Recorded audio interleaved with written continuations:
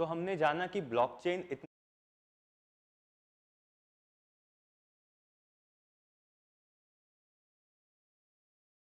इतना effective technology है, but blockchain exactly है क्या, ये मैं आपको एक आसान से एग्जांपल से समझाता हूँ।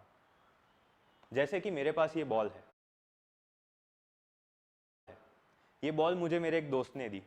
अभी उसके पास क्या रिकॉर्ड है कि उसने मुझे ये बॉल दिया, या फिर सपोज मैं ये बॉल उसको वापस दे रहा हूँ, तो मेरे पास क्या रिकॉर्ड है कि मैंने उसको बॉल वापस कर दिया।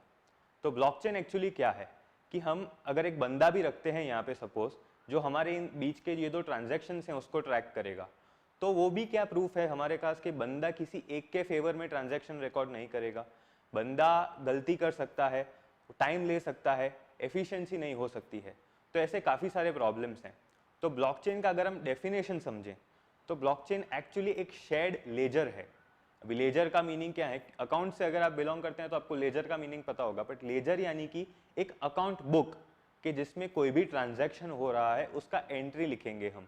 जैसे अगर मैंने किसी को 10 रुपए दिए तो उसमें एंट्री आएगा कि ध्रुव ने एक बंदे को 10 रुपए दिए, तो वो एक एंट्री होता है। यानी कि आपके पास जो कुछ भी है, पैसा, घर, गाड़ी, कोई भी एसेट है आपके पास, वो एक्चुअली लेजर का एक एंट्री ही है एक तरीके से देखे तो ब्लॉकचेन क्या करता है, एक शेयर्ड लेजर क्रिएट करता है। ये शेयर्ड लेजर हर कोई एक्सेस कर सकता है और हर किसी के पास इसका एक कॉपी होगा। अभी ये कौन से एसेट को ट्रैक कर सकता है, ये टेंजिबल एसेट्स, यानी कि आपका घर, पैसा, गाड़ी, कोई कंप्यूटर सिस्टम हो गया, मोबाइल फोन हो गया, ये सब टेंजिबल एसेट्स हैं जिसको आप देख सकते हैं, फील कर सकते हैं। दूसरे होते हैं इनटेंजिबल एसेट्स, जैसे कि इंटेलेक्चुअल प्रॉपर्टी राइट्स, ट्रेडमार्क्स, या फिर आपका कोई डॉक्यूमेंटेशन हो गया, जो डिजिटल डॉक्यूमेंटेशन होते हैं। तो इन सभी चीज़ों को ब्लॉकचेन संभाल के रख सकता है। तो ब्लॉकचेन को हम जैसे सुनते हैं तो कॉमन मेंटालिटी क्या है कि ब्लॉकचेन इक्वल्स टू बिटकॉइन। ऐसा लोग ऐसा भी कहते हैं कि ब्लॉकचेन का स्पेलिंग BITCOIN नहीं है। अगर हम इजीली इसको समझे तो जैसे कंप्यूटर में विंडोज़ होता है, मैक होता है, मोबाइल फ़ोन में एंड्रॉयड होते हैं, इनको हम कहते हैं ऑपरेटिंग सिस्टम्स। ऑपरेटिंग सिस्टम्स यानी कि क्या, इसके ऊपर आपका पूरा डिवाइस फंक्शन करेगा। तो बिटकॉइन ब्लॉकचेन नाम की एक ऑपरेटिंग सिस्टम के अंदर एक छोटी सी एप्लीकेशन है। ब्लॉकचेन का एक्चुअल एप्लीकेशन तो काफ़ी वास्ट है, काफ़ी डाइवर्स है। तो हर एक चीज़ जब हम बात करते हैं ब्लॉकचेन की, तो अभी तक नहीं था ब्लॉकचेन, तो आगे इसका क्या ज़रूरत है, क्यों इसको हम इम्प्लीमेंट करें। तो आजकल के जो ट्रांजैक्शन के मेथड्स हैं, जैसे कि कैश का हम बात करें तो कैश लोकल जगह पे ही हम यूज़ कर सकते हैं। जैसे घर के पास के किराने की दुकान हो गया, दूध वाला हो गया, अखबार वाला हो गया, उनको ही हम कैश से ट्रांजैक्ट कर सकते हैं जो लोकल एरिया में है। बाद में वो यूजुअली छोटी अमाउंट्स होती है तो ही हम कैश का इस्तेमाल करते हैं। अगर हम बड़ी अमाउंट्स की बात करें तो उसमें प्रोसेसिंग का टाइम होता है, बैंक्स जो होते हैं वो उनका प्रोसेसिंग टाइम लेते हैं। तो हर एक जगह पे टाइम ऐड होता है एंड उसका भी वो वैल्यू चार्ज करते हैं, उसका वो मॉनिटरी चार्ज करते हैं।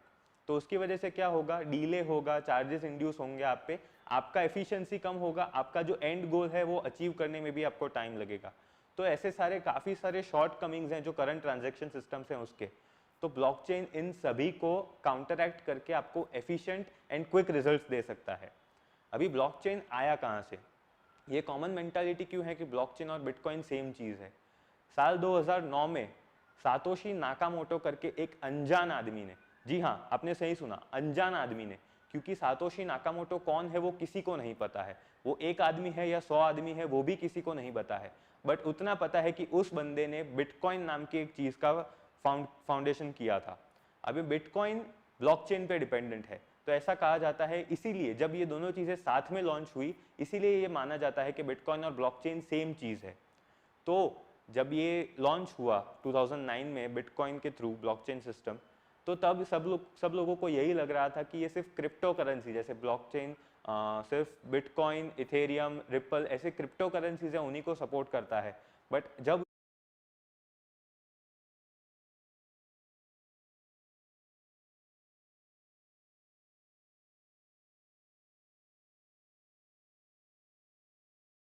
इसके ऊपर और रिसर्च हुआ, ऐसा पता चला कि पूरी दुनिया की जितनी भी टॉप कंपनीज है, गूगल, IBM, फेसबुक, हर कोई बड़ी टेक्नोलॉजी कंपनी आज ब्लॉकचेन के ऊपर रिसर्च कर रही है।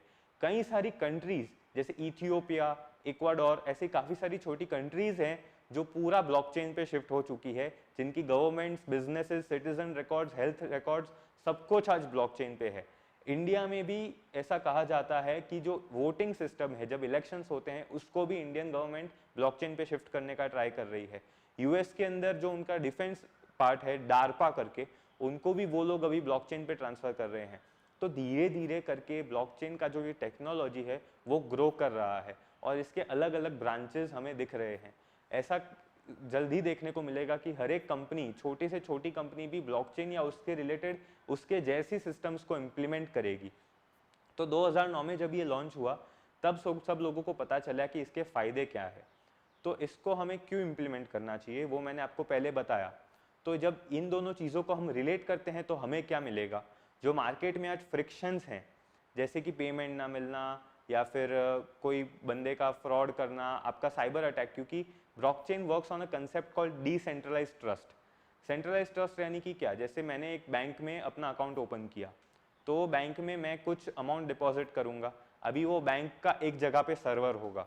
तो जो आईटी फील्ड से बिलोंग करते हैं वो इजीली रिलेट कर पाएंगे कि जब एक जगह पे सर्वर होता है then it is prone to a cyber attack. हाँ, आप सिक्योरिटीज ऐड कर सकते हैं बट फिर भी आपका सारा डेटा एक ही जगह पर है, और जब वो एक जगह वल्नरेबल बन जाती है तो उससे क्या होता है, आपका सारा डेटा लीक होने का या फिर उसका मिसयूज होने का चांसेस बढ़ जाता है। तो हम बात करते हैं डिसेंट्रलाइज्ड ट्रस्ट। ब्लॉकचेन पूरी दुनिया जो इस कंसेप्ट पे काम करती है, जिसको कहते हैं ट्रस्ट, उसी को चेंज कर देता है। ब्लॉकचेन डिसेंट्रलाइज्ड ट्रस्ट को प्रमोट करता है, यानी कि आपका डेटा कोई एक जगह पे नहीं होगा, आपका डेटा हर एक जगह पे होगा। अगर मैं यूज़ कर रहा हूँ एक ब्लॉकचेन टेक्नोलॉजी को, मेरा 3 दोस्त यूज़ कर रहे हैं ब्लॉकचेन टेक्नोलॉजी को, तो जो डेटा मेरे मोबाइल में है ब्लॉकचेन नेटवर्क से जो कनेक्टेड है, वही डेटा बाकी सब मोबाइल्स में भी होगा जो ब्लॉकचेन उस नेटवर्क से कनेक्टेड है। उससे क्या होगा, हर एक जगह पे जब उसका एक कॉपी है तो कोई बंदा एक जगह पे कैसे टारगेट करेगा, क्योंकि कोई एक जगह सेंट्रलाइज्ड है ही नहीं। इसकी वजह से आपका सारा डेटा एक अच्छे से एक सिक्योर्ड नेटवर्क में रहेगा और उसको कभी भी साइबर अटैक या फिर हैकिंग से कोई इश्यू नहीं होगा। तो ऐसे फ़ायदे हैं ब्लॉकचेन के। आगे हम देखेंगे कि ब्लॉकचेन